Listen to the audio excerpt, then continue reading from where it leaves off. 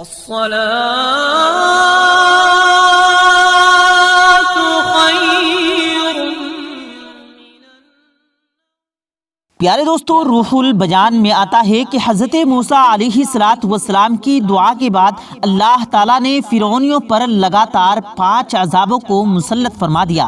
سب سے پہلے طوفان کا عذاب آیا، اچانک بادل گر آئے، ہر طرف اندھیرا چھا گیا، پھر انتہائی زوردار بارش برسنے لگی، یہاں تک کہ طوفان آ گیا اور فرعونیوں کے گھروں میں پانی بھر گیا۔ وہ اس میں کھڑے رہ گئے اور پانی ان کی گردنوں تک آ گیا۔ اس میں سے جو بیٹھا وہ ڈوب کر ہلاک ہو گیا۔ اب نہ وہ ہل سکتے تھے، نہ کوئی کام کر سکتے تھے۔ ان کی کھیتیاں اور باغات طوفان کی دھاروں سے برباد ہو گئے۔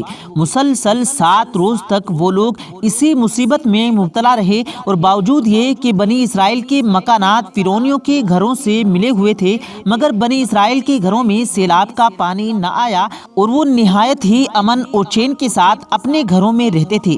جب فرعونیوں کو اس مصیبت کے برداشت کرنے کی تب و طاقت نہ رہی اور وہ بالکل ہی عاجز ہو گئے، تو ان لوگوں نے حضرت موسیٰ علیہ السلام سے عرض کیا کہ آپ ہمارے لیے دعا فرمائیے کہ یہ مصیبت ٹل جائے، ہم ایمان لے آئیں گے اور بنی اسرائیل کو آپ کے پاس بھیج دیں گے۔ چنانچہ جب حضرت موسیٰ علیہ السلام نے دعا مانگی تو طوفان کی بلا ٹل گئی اور زمین میں ایسی سرسبزی اور شادابی نمودار ہوئی کہ اس سے پہلے کبھی بھی دیکھنے میں نہ آئی تھی۔ کھیتیاں بہت شاندار ہوئی اور غلہ اور پھلوں کی پیداوار بے شمار ہوئی۔ یہ دیکھ کر فرعونی کہنے لگے کہ طوفان کا پانی تو ہمارے لیے بہت بڑی نعمت کا سامان تھا۔ پھر وہ اپنے عہد سے دوبارہ پھر گئے اور ایمان نہ لائے۔ دوبارہ سرکشی اور ظلم کی گرم بازاری شروع کر دی۔ اب طوفان کے 1 ماہ تک وہ فرعونی نہایت ہی عافیت سے رہے، لیکن جب ان کا تکبر و فکر، ظلم و ستم اور کفر بڑھنے لگا تو اللہ تعالیٰ نے اپنے قہر و عذاب کو ٹڈیوں کی شکل میں بھیج دیا۔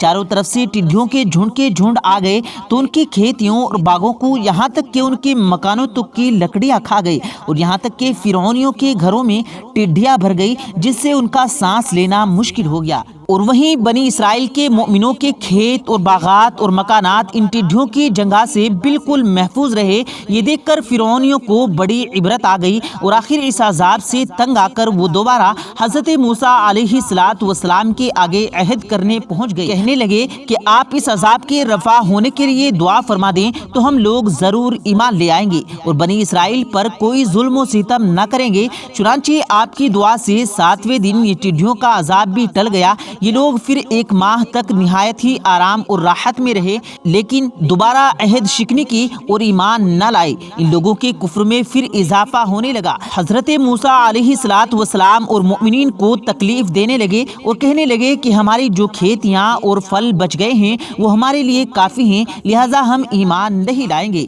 الغرض 1 ماہ کے بعد ان لوگوں پر دوبارہ کمل کا عذاب مسلط ہو گیا۔ بعض مفسرین کا بیان ہے کہ کم تھا جو ان فرعونیوں کے اناج اور پھلوں میں لگاتار تمام غلہ اور میووں کو کھا گیا، اور بعض مفسرین نے فرمایا کہ یہ چھوٹا سا کیڑا تھا جو کھیتوں کی تیاری فصلوں کو چٹ کر گیا اور ان کے کپڑوں میں گھس کر ان کے چمڑوں کو کاٹ کر انہیں تڑپانے لگا۔ یہ کیڑے ان کے کھانے پانی اور برتنوں میں گھس جاتے تھے، جن سے یہ لوگ نہ کچھ کھا سکتے تھے اور نہ کچھ پی سکتے تھے، نہ لمحے بھر کے لیے سو سکتے تھے، یہاں تک کہ 1 ہفتے میں قہر آسمانی سے یہ لوگ بل بلا کر چیخ پڑے اور پھر حضرت موسیٰ علیہ السلام کے حضور حاضر ہو کر دعا کی درخواست کرنے لگے اور ایمان لانے کا عہد دینے لگے۔ چنانچہ آپ نے ان لوگوں کی بے قراری اور گریہ زاری پر رحم کھا کر دعا کی اور یہ عذاب بھی رفع دفع ہو گیا، لیکن فرعونیوں نے اپنے عہد کو توڑ ڈالا اور پہلے سے بھی زیادہ ظلم اور کمر بستہ ہو گئے۔ تو دوبارہ 1 ماہ کے بعد ان لوگوں پر مینڈک کا عذاب نازل ہو گیا۔ ان فرعونیوں کی بستیوں اور ان کے گھروں میں اچانک بے شمار مینڈک پیدا ہو گئے، اور ان ظالموں کا یہ حال ہو گیا کہ وہ آدمی جہاں بھی بیٹھتا اس کی مجلس میں ہزاروں مینڈک بھر جاتے تھے۔ کوئی آدمی بات کرنے یا کھانے کے لیے منہ کھولتا تو اس کے منہ میں مینڈک کود کر گھس جاتے، ہڈیوں میں مینڈک، ان کے جسم پر سینکڑوں مینڈک سوار رہتے، اٹھتے بیٹھتے لیٹتے، کسی بھی حالت میں مینڈکوں سے نجات نہ ملتی تھی۔ اس عذاب سے یہ فرعونی رو پڑے اور روتے روتے گڑگڑاتے حضرت موسیٰ علیہ السلام کی بارگاہ میں پھر حاضر ہو کر دعا کی بھیک مانگنے لگے اور بڑی بڑی قسمیں کھا کر عہد پیمانے کرنے لگے کہ ہم ضرور ایمان لائیں گے اور مؤمنات کو کبھی تکلیف نہیں دیں گے۔ چنانچہ حضرت موسیٰ علیہ السلام کی دعا سے 7ویں دن یہ عذاب بھی اٹھا لیا گیا، مگر یہ مردود قوم راحت ملتے ہی پھر اپنا عہد توڑ کر اپنی پہلی خبیث حرکتوں میں مشغول ہو گئی، مؤمنین کو ستانے لگے اور حضرت موسیٰ علیہ السلام کی توہین اور بے ادبی کرنے لگے۔ پھر عذاب الہی نے ان ظالموں کو اپنی گرفت میں لے لیا اور ان لوگوں پر خون کا عذاب قہر الہی بن کر اتر پڑا۔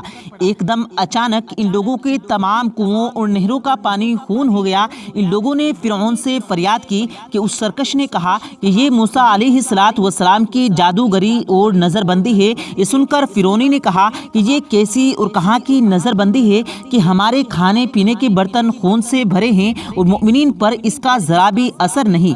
تو کہ فرعون نے حکم دیا کہ لوگ مؤمنین کے ساتھ ہی ایک ہی برتن سے پانی نکالو، مگر خدا کی شان کہ مؤمنین اسی برتن سے پانی نکالتے تو نہایت صاف اور شفاف اور شرری پانی نکلتا، اور فرعون جب اسی برتن سے پانی نکالتے تو تازہ خون نکلتا۔ الغرض فرعونیوں نے پھر گڑ گڑا کر حضرت موسیٰ علیہ السلام سے دعا کی درخواست کی، تو آپ نے پیغمبر رحم و کرم فرما کر دوبارہ ان لوگوں کے لیے دعائے خیر فرما دی۔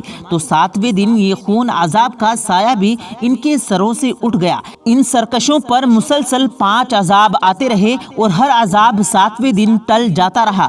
ہر 2 عذابوں کے درمیان 1 ماہ کا فاصلہ ہوتا رہا، مگر فرعون اور فرعونیوں کے دنوں پر بدبختی کی ایسی مہر لگ چکی تھی کہ پھر بھی وہ ایمان نہ لائے اور اپنے کفر تک اڑے رہے اور ہر مرتبہ اپنے عہد توڑتے رہے، یہاں تک کہ اللہ تعالیٰ کے قہر و عذاب کا آخری عذاب آیا اور فرعون اور اس کے تابعین سب دریائے نیل میں غرق ہو کر ہلاک ہو گئے اور ہمیشہ کے لیے خدا کی دنیا ان عہد شکنی اور مردودوں سے پاک صاف ہو گئی۔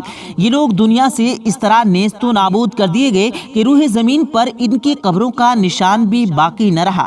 قرآن مجید کی سورۃ الاعراف کی آیت نمبر 133-136 تک اللہ تعالیٰ نے فرعونیوں پر انہی 5 عذابوں کی تفصیل بیان کی۔ ان واقعات سے یہ سبق ملتا ہے کہ عہد شکنی اور اللہ کے نبیوں کی تقسیم اور توہین کتنا بڑا خوفناک جرم عظیم ہے۔ اس کی وجہ سے فرعونیوں پر بار بار عذاب الہی قسم قسم کی صورتوں میں اترا، یہاں تک کہ آخر میں وہ دریا میں غرق کر کے دنیا سے فنا کر دیے گئے۔ اللہ تعالیٰ سورۃ الاعراف میں بیان فرماتا ہے، تو بھیجا ہم نے ان پر طوفان اور ٹڈیاں، گھن اور مینڈک اور خون، جدا جدا نشانیاں، تو انہوں نے تکبر کیا اور وہ مجرم قوم تھی۔ جب ان پر عذاب پڑتا تو کہتے کہ اے موسیٰ، ہمارے لیے اپنے رب سے دعا کرو اس عہد کے سبب کہ وہ کس کا تمہارے پاس ہے، بے شک اگر تم ہم پر سے عذاب اٹھا دو گے تو ہم ضرور تم پر ایمان لے آئیں گے اور بنی اسرائیل کو تمہارے ساتھ کر دیں گے۔ پھر جب ہم ان سے عذاب اٹھا لیتے ایک مدت کے لیے جس تک انہیں پہنچنا ہے،